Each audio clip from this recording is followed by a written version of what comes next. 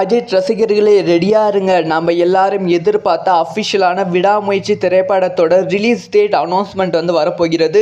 நாம் எல்லாருமே கொண்டாட போகிறோம். ஸோ என்னைக்கு ரிலீஸ் ஆக போகிறது, என்னைக்கு ரிலீஸ் டேட் அனௌன்ஸ்மெண்ட் வரப்போகிறது அப்படிங்கிற டீட்டெயிலான விஷயத்தை தான் பேச போகிறோம்.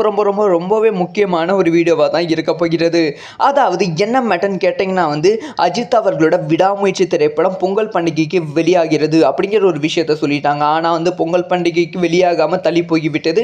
ஆனால் அடுத்த ரிலீஸ் தேதி என்ன அப்படிங்கிற ஒரு விஷயத்த சொல்லாமல் போயிட்டாங்க. ஸோ இதெல்லாம் அஜித் ரசிகர்கள் சம கோபத்தில் இருந்தாங்க. என்னதான் லைக்கா நிறுவனம் சொல்லலாலும் அஜித் அவர்கள் லேட்டஸ்ட்டாக ஒரு ப்ரெஸ் மீட்டில் சொல்லிட்டாங்க, விடாமுயற்சி திரைப்படம் ஜனவரி மாதம் வெளியாக போகிறது அப்படிங்கிற ஒரு விஷயத்த. ஸோ அதுக்கப்புறமா ஜனவரி 23 வெளியாகிறது அப்படிங்கிற சில தகவல்கள் வெளியாகி கொண்டு இருந்தது. அப்படி இல்லைன்னா ஜனவரி 30 வெளியாகிறது அப்படிங்கிற தகவல்கள் வெளியாகி கொண்டு இருந்தது. இந்த சமயத்தில் விடாமுயற்சி திரைப்படத்தோட எந்த அஃபிஷியலான ரிலீஸ் டேட் அனௌன்ஸ்மெண்ட்டை எப்போ ரிலீஸ் பண்ண போகிறாங்கன்னா, போன டைம் ரிலீஸ் ஆகாது அப்படி சொல்லி நியூ இயர் அன்னைக்கு அஃபிஷியலாக அனௌன்ஸ் பண்ணாங்க. ஆனால் இதை ரிலீஸ் பண்ண முடியாது, அதாவது விடாமுயற்சியை பொங்கலுக்கு ரிலீஸ் பண்ண முடியாது அப்படி சொல்லி படத்தோட ஃபஸ்ட்டு சிங்கிள் ரிலீஸ் ஆகி 2 நாட்களே லைக்கா நிறுவனத்துக்கு தெரிஞ்சது. ஆனாலுமே இந்த லைக்கா நிறுவனம் அதை அப்போ அனௌன்ஸ் பண்ணாமல் நியூ இயர் அன்னைக்கு தான் அனௌன்ஸ் பண்ணியிருந்தாங்க.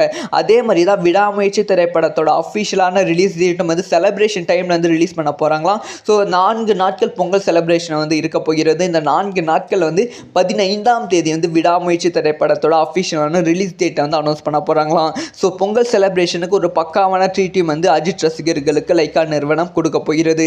இதனால் ரசிகர்கள் செம ஹாப்பியில் இருக்காங்க. இதை பற்றி உங்களோட ஒப்பீனியன் என்ன?